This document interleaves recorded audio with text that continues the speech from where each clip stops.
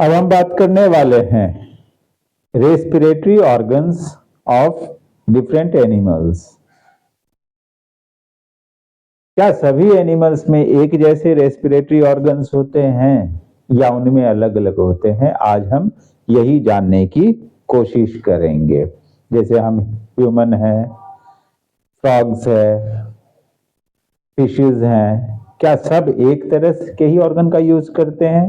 जैसे हम human gases को एंटर करने के लिए बॉडी में अपने नॉस्ट्रिल का यूज करते हैं, उसकी जगह पे वेल्स ब्लो होल्स जो उनके हेड के अपर साइड टॉप पे होता है उनका यूज करते हैं।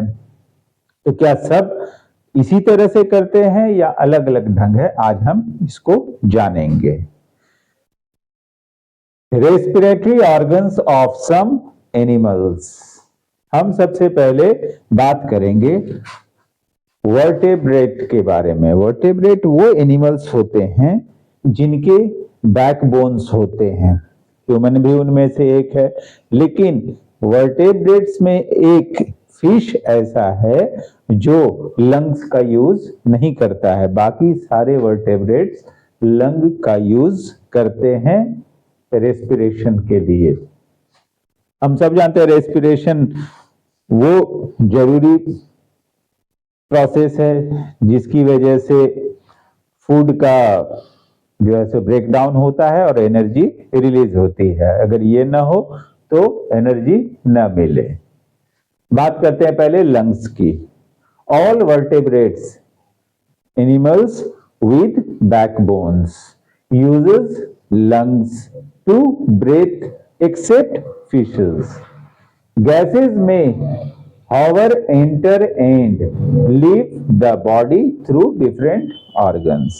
हाँ, ये अलग बात है कि गैस को एंटर करने या रिलीज करने के अलग अलग ऑर्गन्स हो सकते हैं। जैसे ह्यूमन में नॉस्ट्रिल है, इसकी जगह पे वेल्स में ब्लो होल्स होते हैं, लेकिन सब रेस्पिरेशन में यूज करते हैं लंग्स का।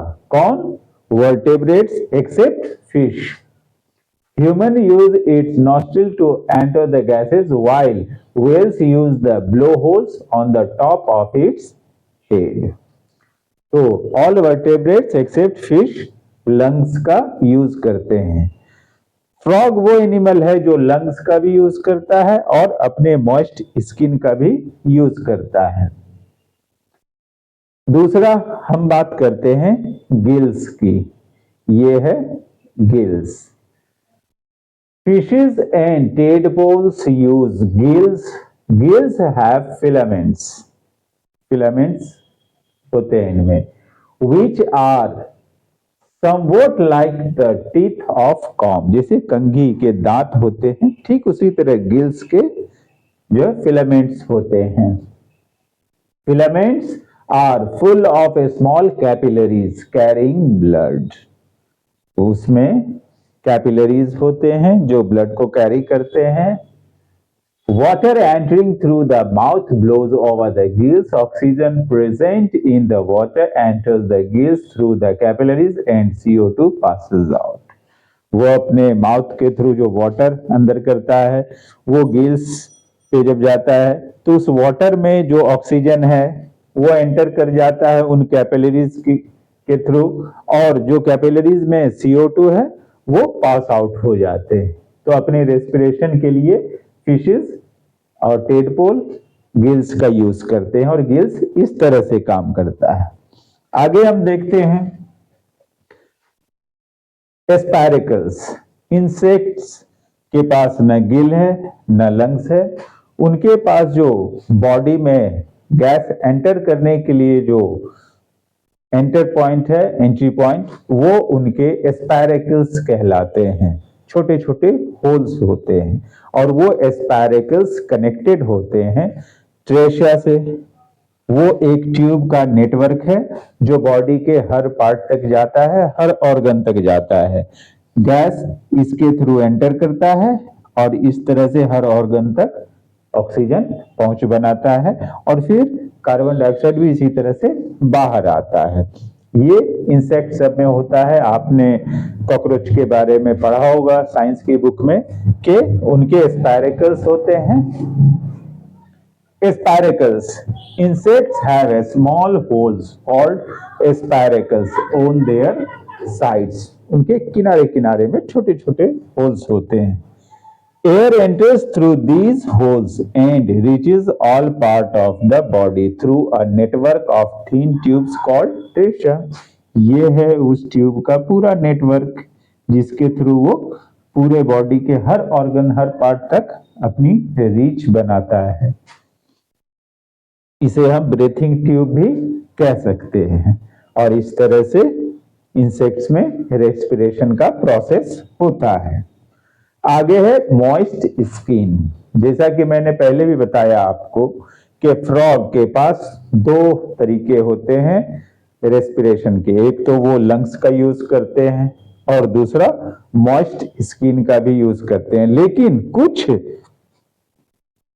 ऐसे हैं छोटे एनिमल्स जैसे अर्थवॉर्म, लीचेस, वो फुल्ली मॉइस्ट स्किन पे ही डिपेंड करते हैं, उनके पास और कोई लंग्स नहीं होता। तो moist skin, frog uses their skin and lungs to breathe. Many less developed animals like earthworm and leeches use their moist skin. ये अपने मॉइस्ट स्किन का यूज करके ऑक्सीजन को रिसीव करते हैं और CO2 को पास आउट करते हैं। Oxygen passes in and CO2 passes out through this moist skin. तो हमने देखा कि डिफरेंट टाइप के एनिमल्स में डिफरेंट टाइप के रेस्पिरेटरी ऑर्गन्स पाए जाते हैं, लेकिन रेस्पिरेशन का एक ही मतलब है कि वो हमारे बॉडी में जाके जो हमारे बॉडी में हर सेल के अंदर जो फूड पहुंचा हुआ है उसका ब्रेक डाउन करके बॉडी को और सेल को एनर्जी देने का काम करता है। अब ये है कि उस काम को करने के लिए अलग अलग एनिमल्स में अलग अलग तरह के ऑर्गन्स हैं जो रेस्पिरेशन के काम को करते हैं। साथ ही उनके बॉडी में गैस के एंट्री और एग्जिट के लिए अलग अलग तरह के अरेंजमेंट्स भी हैं। जैसे कि हम यहाँ देख रहे हैं, हमारे पास नॉस्ट्रिल है जिससे एंटर करता है, एक्सहेल करता है और रेस्पिरेशन होता है लंग्स में जाके। फिशेस में वाटर ये माउथ से रिसीव करते हैं, लेकिन वो वाटर के अंदर जो डिसॉल्व ऑक्सीजन है उसे रिसीव करता है फिलामेंट के थ्रू कैपिलरीज और CO2 रिलीज कर देता है।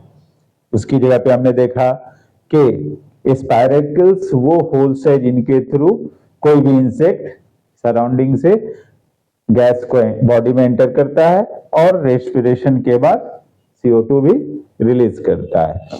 उसी तरह से लीचेस या अर्थवर्म जैसे लेस डेवलप्ड एनिमल्स अपने मॉइस्ट स्किन का यूज करते हैं ऑक्सीजन को रिसीव करने के लिए भी और CO2 को पास आउट करने के लिए। आई होप आप लोगों को ये बात अच्छी तरह से समझ में आ गई होगी, आप लोग इसका फायदा उठाएंगे और मेरे चैनल को लाइक, शेयर और सब्सक्राइब करते रहें और